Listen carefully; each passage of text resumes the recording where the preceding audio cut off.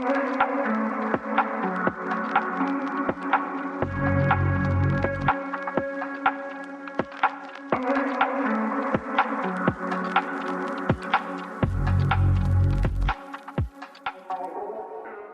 and welcome back to another episode of the Grow Through It podcast. My name is Julia, and in honor of Valentine's Day coming up, I wanted to talk about relationships. Specifically about how love isn't about one big day, extravagant gifts, or posting your partner on Instagram. It's about how you're treated every single day. There seems to be a lot of pressure around Valentine's Day. There's pressure we put on ourselves to get our partner a really great gift or do something really special for them. There's pressure we put on our partners to give us those things. And there's pressure from social media to post what your partner got you or post your partner for Valentine's Day. And this often leaves us feeling stressed. It can have us being performative. And it kind of makes Valentine's Day feel overrated. So this episode is about real love, not the highlight reels. Don't get me wrong, Valentine's Day can be really special. But if love only shows up once a year, that's not romance. I remember in my previous relationship, I always wanted flowers and chocolate and all the things you see in movies on Valentine's Day. But that's because I wasn't getting the love I needed every day. And then when I wouldn't get those things, I would be left feeling really disappointed and unloved. But things like flowers, dinners, gifts, they're really great, but they're not the foundation of a relationship. Grand gestures like this can't compensate for poor communication, inconsistency, emotional unavailability, or just lack of respect. Romance isn't about being intense or extravagant. What it actually looks like is being considered every day, being checked in on emotionally, your partner noticing small things about you. Consistency, not surprises. So I'm talking about the things that show up every day in your relationship. It's really great if your partner wants to get you a big bouquet of flowers. Don't get me wrong, I love flowers. Or take you out to a nice special dinner. But if that's only happening once a year and the rest of the year they're just not giving you what you need, that's not real love. Like I said, in my previous relationship, I always craved those big gestures. But now that I'm in a healthy relationship, I really don't. And that's not to say I wouldn't love getting flowers or be taken out to dinner, but I don't feel like I need those things because I feel loved every day. And that's not to say you shouldn't do something special on Valentine's Day. I think it's important to do something special, but only if you really want that. I feel like Valentine's Day can be really pushed on people, and I see on TikTok all the time, like, waiting for your boyfriend to ask you to be his Valentine and doing these huge elaborate things for people. And again, that's fine if that's what you value, but a lot of these people aren't getting the love that they want throughout the rest of the year. I also don't think there's anything wrong if you don't want to celebrate Valentine's Day. It's at the time of year where it's a little stressful. Christmas just ended. The holidays are such a busy time and really expensive. So Paul and I don't do any Valentine's gifts because he just got me a birthday gift at the end of December and we just got each other Christmas gifts. So it's a lot of money and we don't really need anything at this point. So we don't usually do gifts, but I will usually write him a letter. I do that every Valentine's Day. And he might get me flowers and then we'll do a date night. And that is so special to me, and I don't need any more than that. I don't need big gifts. I don't need grand gestures, but it's important that you communicate that to your partner. That's not something I value, but if that's something you value, then that's fine.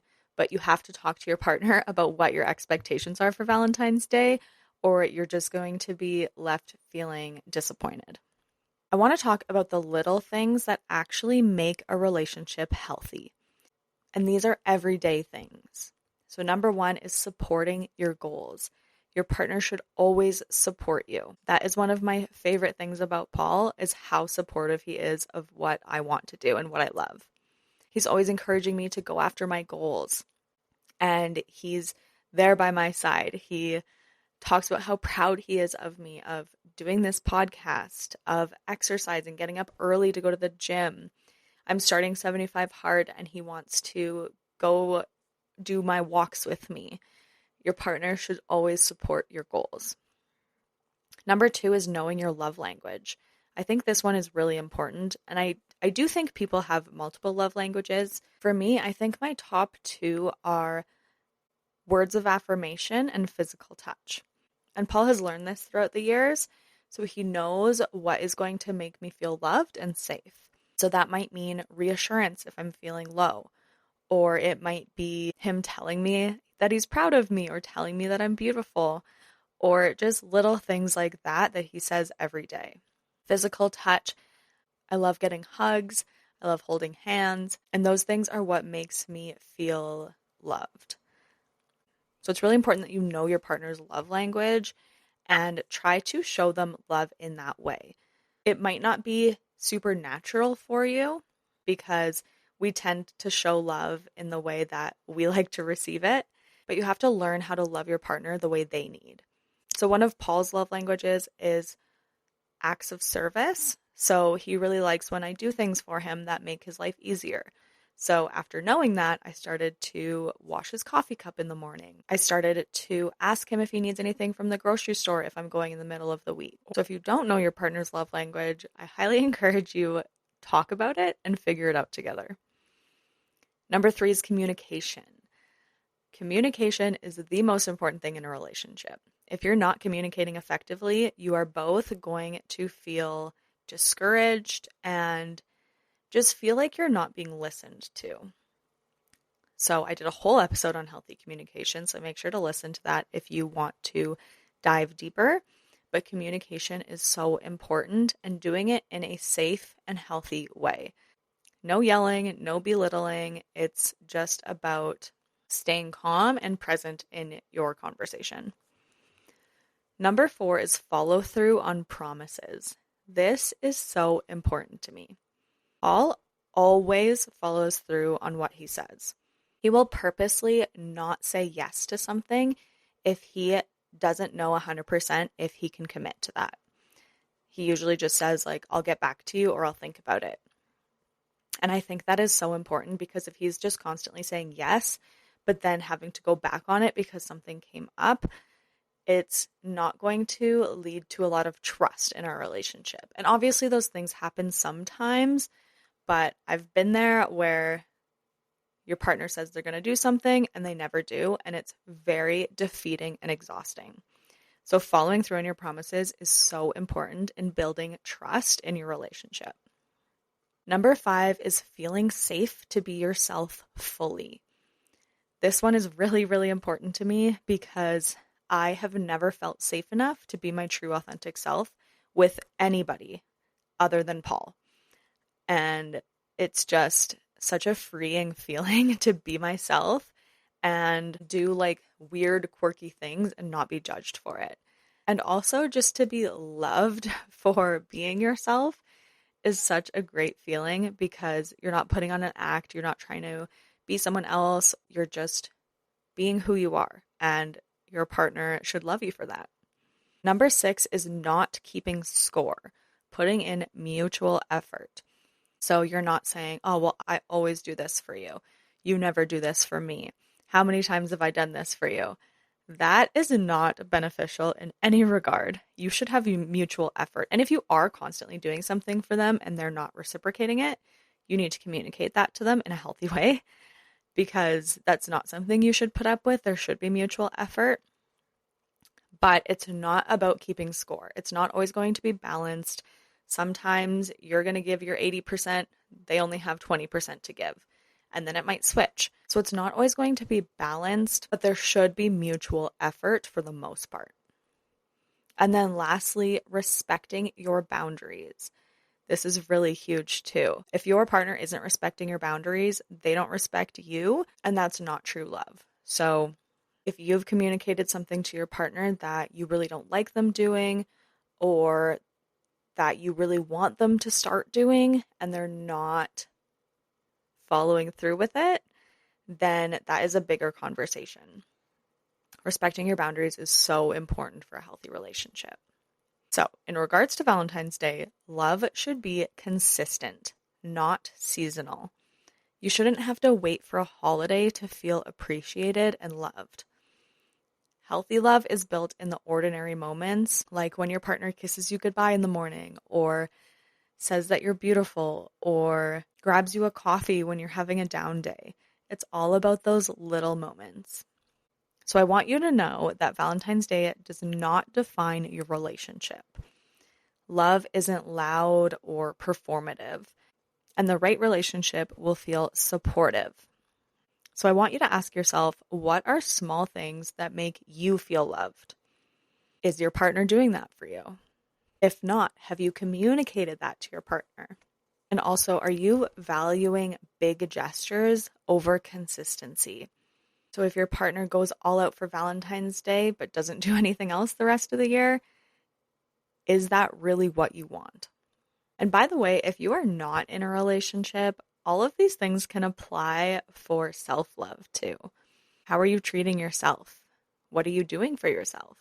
So if you're single on Valentine's Day, do something special for yourself. But remember that that has to be consistent throughout the year as well, not just one day. So that is it for today's episode. I hope that however you celebrate Valentine's Day, that you have a great one. Paul and I are going to go bar hopping downtown, which I'm really excited about. We have only done that one other time, I think, and we don't go out often. We don't drink often, but I think it's just going to be so fun, just me and him going to a bunch of different bars that we've never been to and just having a night out. So I'm really excited for that. And I will get working on writing his letter as well, which actually reminds me, you don't have to give gifts on Valentine's Day if it's not something you can manage right now. So we're using our money towards our night out, but I still want to do something special for him, which is why I'm writing him the letter. And I have done that every year we've been together. And it's just something so special that he keeps in a box that I actually made for him. I can't remember if it was for Valentine's Day or for our anniversary a couple years ago. But I made him this box, I painted it, and we put all our memories in there, and he puts all the letters I write to him in there. And I just love doing it because it's a way that I can express my feelings without interruption, and writing to me is easier than talking sometimes. I really enjoy writing. So it's something special I like to do for him, and I love seeing his reaction when he reads it. So if you want a cute little idea that doesn't cost any money, write them a love letter. There's also so many small things you can do for them depending on what they value. So that is it for today's episode. Thank you so much for listening. If you have any questions, I would be happy to answer them on Instagram. You can DM me at growthroughit.pod, or you can use the link in the show notes to anonymously ask questions or suggest future topic ideas. If you enjoy this podcast, I would be so grateful if you would rate, review, follow, and subscribe, and share it with someone you think would benefit from it. Thank you guys so much for listening, and remember that you are worthy. See you next time.